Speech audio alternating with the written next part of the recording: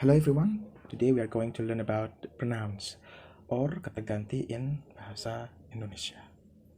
Let's start with subject and object pronouns. Or you can simply call them with kata ganti subjek and objek. English subject and object pronouns apply the same basic rules as the ones in Indonesia. Do you still remember the pattern of SPO or SPO? Subjek, predikat, objek? Yes, subject comes before verb or predicate. Jadi kata ganti itu ada sebelum kata kerja atau dituliskan sebelum kata kerja.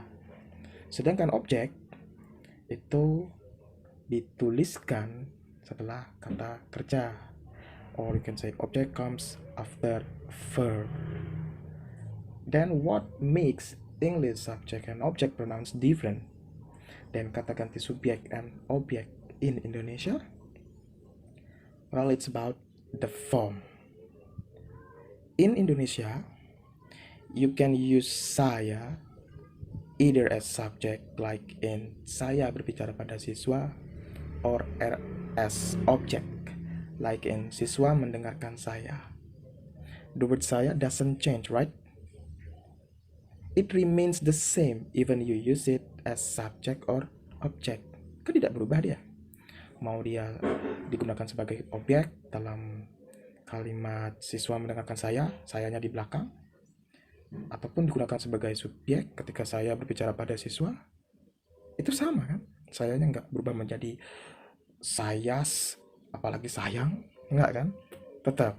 Nah, but it doesn't apply in English. The word saya in Indonesia turns into I when it's used as the subject. Example, I talk to the students. I is the subject. Then when you use it as the object, you turned I into me. Example, the students listen to me. You cannot apply the same rules as in Indonesia where you can use I for both as subject and object. Ya kan? Nggak bisa. Masa iya, I talk to the students. Kemudian ketika dia difungsikan sebagai objek, the students listen to I.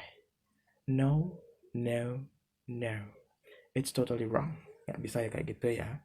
Jadi kalau dia maksudnya atau difungsikan sebagai objek, ya tolong gunakan me, bukan I. Kalau dia berfungsinya sebagai subjek, gunakan I, jangan me. Jangan nanti bilangnya me eat, jangan ya, I eat gitu.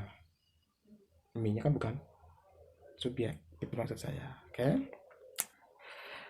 now do you see the difference? Okay, let's continue to another pronoun. When you want to refer to more than two people or mereka in English, you can use they for the subject and them for the object. See the example on the slide. The word they in the sentence, they jump high. Kata they ya, itu refers to Celine, Dion, and Boy. Jadi kata they itu maksudnya atau merujuk pada subjek yang bernama Celine, Dion, dan Boy. Jadi they ini menggantikan Celine, Dion, dan Boy yang artinya mereka, biar nggak berulang-ulang lagi dipakai di kalimat berikutnya. Tuh, masa seluruh kalimat nanti semuanya dimulai dengan Celine, Dion, and Boy are happy, Celine, Dion, and Boy jump high, Celine, Dion, and Boy eat seafood, dan lain-lain, kan nggak bagus gitu. Makanya kita gunakan kata ganti. Ini fungsinya, dan khusus untuk subjek yang lebih dari dua orang kita gunakan they ya. Dan let's say for example, if you want to tell other people that kami menyayangi mereka, pastinya kalian tidak akan mengatakan atau kalian bilang we love they kan? Nah nggak? Iya, because they cannot be used as object. As I said before, use them for the object. That's why the correct sentence is we love them. Not we love they, but we love them. Okay.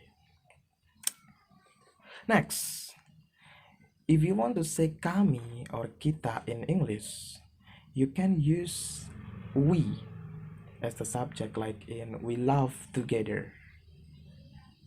Kami ketawa bersama. And us as the object, like in teachers love us. Nah, di sini us-nya itu merupakan bentuk objek dari we. Jangan nanti dibalik ya. Misalnya nanti kalian bikinnya teachers love we seperti tadi, nggak bisa. Kalau dia fungsinya sebagai subjek ya jangan dipakai lagi di objek. Just use it for subject. If it functions as object, use it as object. Do not shift it or exchange it. Okay? And then what about dia? Actually, we have she, her, he, and him to say dia in English. Okay, she and her are the pronouns used to say dia for female, untuk perempuan ya. You use those to refer to a girl, lady, or woman.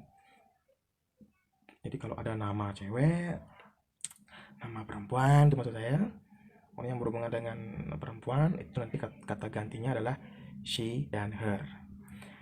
She is used as the subject or subject. Take a look at the sentence on the slide. Mooncake is pretty. She is a balliness. The word she in the sentence, she is a balliness, refers to mooncake. Jadi kata she di kalimat she is balliness itu maksudnya adalah merujuk pada si cewek yang namanya mooncake. Tuh. Okay. Then, as you can see on another example, another sentence, everyone likes her. Nah, her ini still refers to mooncake, but her is used as the object. Tuh. Kan nggak mungkin nanti kalian bilangnya everyone likes she. No. Remember, she is subject. You cannot put she as the object now. And then we use he and him to say dia for male or laki-laki. So you use those two, he and him, to refer to a boy, a man, lord. Okay? He is used as the subject. Take a look at the sentence on the slide. Gledog is from Gianyar. Gledog ini nama orang ya, nama cowok. He is handsome. The word he in the sentence he is handsome refers to Gledog.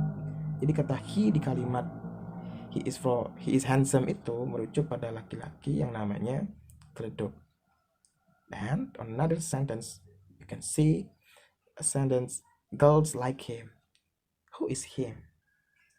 Yeah, him refers to Gledog.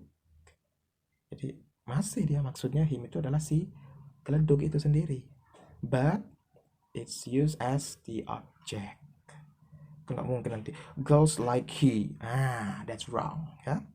Okay, unlike the previous pronouns, it and you don't change its form when it's used as the object pronouns, meaning that those two can be used both as subject and object pronouns.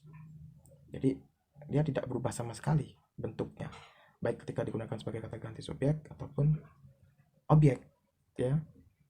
Okay, for it is used for singular thing, animal, plant, and etc.